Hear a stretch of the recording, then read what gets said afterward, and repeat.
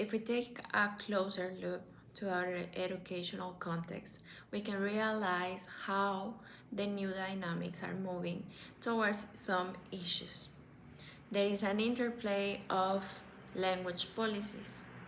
And the second issue that I wanted to address in this article was how sometimes the over-reliance of on AIs and the immersion of these artificial intelligences could become controversial for the construction of basic skills, basic thinking skills.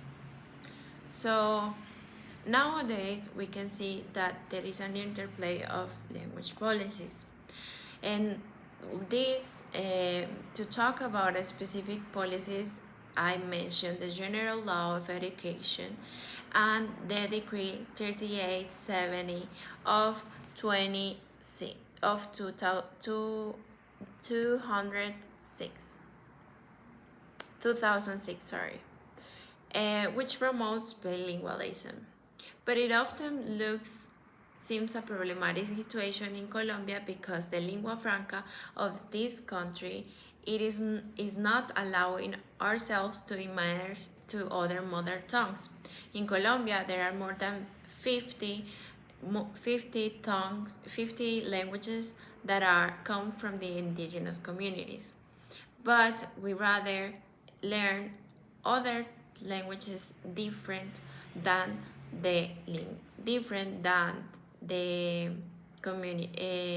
than the Colombian languages, which becomes a critical point between the interaction of our citizens and the ways of how each community mediates between each other.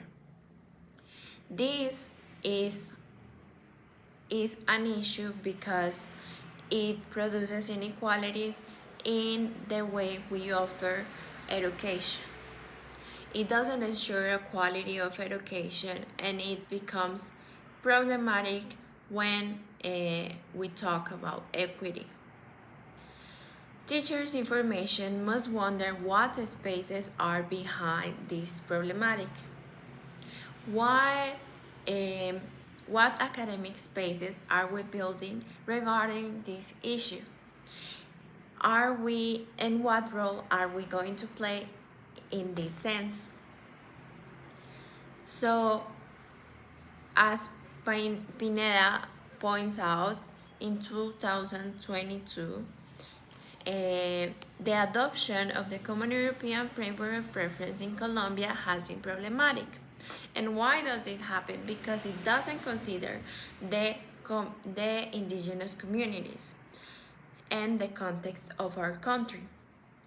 The Common European Framework of Reference is an alliance between the European countries to allow movement, interaction, and a mediative way of communicate between each different culture. But this doesn't happen in Colombia, which neglects also the recognition of other identities.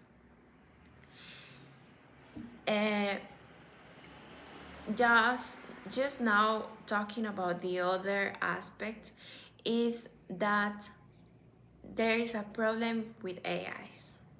And the problem is that sometimes fixating on them doesn't help the students.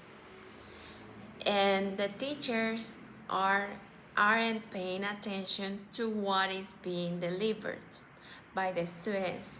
What is the work the students are making to learn the knowledge, the content that they need to understand and interact with. They are not interacting with. They are just reproducing the data that we can find in the chatbots. Therefore, it is seen that this rapid integration poses additional challenges. And these This leads to a bad adaptation of misconducts so towards self-directed learning.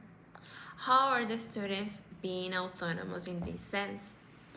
If there is only a source of information that is supposed to be reliable, but we do not see what other authors are appearing, and if the data that they are publishing is verified. Therefore, we need, as teachers, to be reflective and critical, to be rigorous with the verification of information, because sometimes the essential skills that the students are aimed to acquire are being dismissed and overlooked.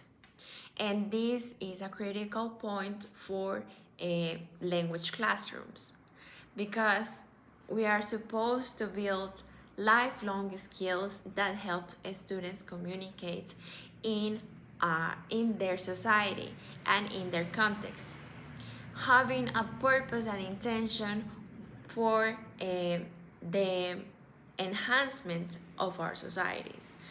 But we cannot pretend that if students are not acquiring the basic skills, they will acquire lifelong skills that will help them endure difficult times, participate in problematic situations, identify